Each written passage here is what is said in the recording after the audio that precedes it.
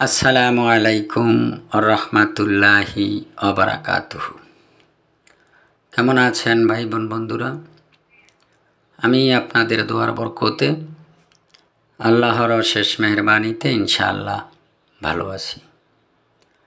আমি আজকে আপনাদের সামনে যেই তদবিরটি দিয়ে দিলাম, আজকের তদবিরটি অনেক পুরানা একটি কিতাবের।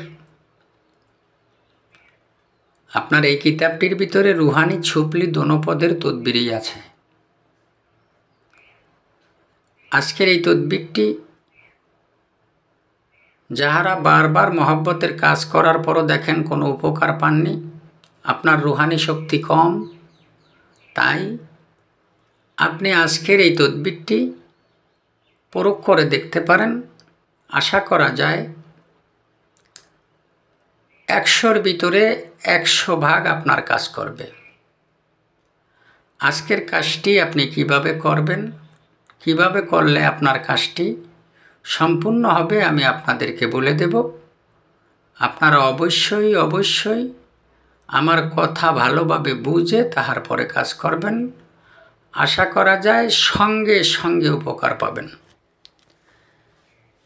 আজকের এই তদবিরটি আপনারা কিভাবে করবেন? আজকের তদবিরটির নিয়ম হলো, কাইতন আপনারা চিনেন, আবার কেউ তাগা বলে চিনে। যেমন ছোট ছোট বাচ্চাদের কোমরে গলায় যেই সমস্ত কালো সুতা দেওয়া হয় ওটাকে কাইতন বলা হয়, অথবা তাগা বলা হয়, কালো তাগা। আপনি আপনার সামনে একটি কালো তাগা নেবেন, উজু সহকারে বসবেন, আগরবাতি জ্বালিয়ে বসবেন, পাক পবিত্র অবস্থায় বসবেন, সম্ভব হলে আতর লাগিয়ে নেবেন।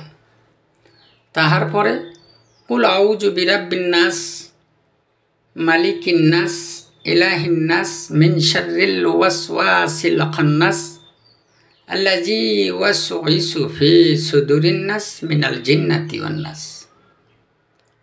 অমুকের বেটি, অমুকের চক্ষু মন প্রাণ আক্কেল বুদ্ধি, অমুকের পুত্র অমুকের নিকট হাজির করো, দোহাই আল্লাহর। এইভাবে একবার আপনি পড়বেন। ওই কাইতন বা তাগায় একটি গিট দিবেন এবং একটি ফু দিবেন, ফু দিয়ে গিট দিবেন।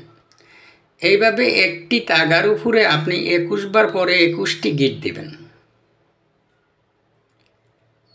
ঠিক এইভাবে এক বৈঠকে, মানে একবার বসবেন, দ্বিতীয়বার আপনার এই কাজটি আর করতে হবে না। এই কাজটি একবার করলেই যথেষ্ট। আপনি একটি তাগার উপরে 21 বার পরে 21টি ফু দিয়ে নেবেন, আবার একটি তাগা নেবেন, 21 বার পরবেন, 21টি গিট দিবেন, আবার একটি তাগা নেবেন, 21 বার পরবেন, 21টি গিট দিবেন। এইভাবে আপনি 41টি তাগার উপরে এই মন্ত্র পড়ে ফু দিবেন। একবার পরবেন, একটি গিট দিবেন, একটা কাইতনের উপরে 21টি গিট দিবেন। এইভাবে 41টি কাইতনে 21 বার করে গিট দিয়ে তাহার পরে আপনি আগুনের কাছে বসে একটি কাইতন আগুনে 21 গিট দেওয়া একটি কাইতন আগুনে ফালাবেন এবং মনে মনে তাহার কথা চিন্তা করবেন। এইভাবে 41টি গিট দেওয়া কাইতন বা তাগা আপনি আগুনে পোড়া, একটা পোড়া শেষ করার পরে আর একটা, দ্বিতীয়টা, আবার দ্বিতীয়টা পোড়ার পরে তৃতীয়টা। এইভাবে এক বৈঠকে 41টি তাগা আগুনে পুড়ে ফেলবেন।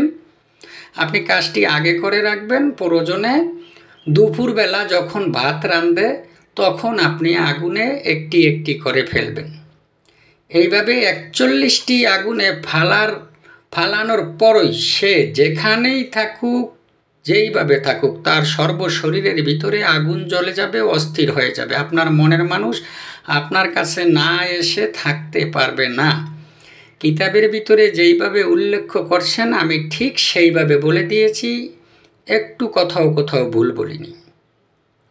আমি যেইভাবে বলেছি আপনারা কাজ করে চেষ্টা করে দেখেন, আপনার কাজ হয়ে যাবে। যদি কাজ হয় আমার জন্য আপনারা অবশ্যই দোয়া করবেন। আপনারা সবাই ভালো থাকবেন, সবাই সুস্থ থাকবেন। আজকের মতো এখানেই বিদায়। আল্লাহ হাফেজ।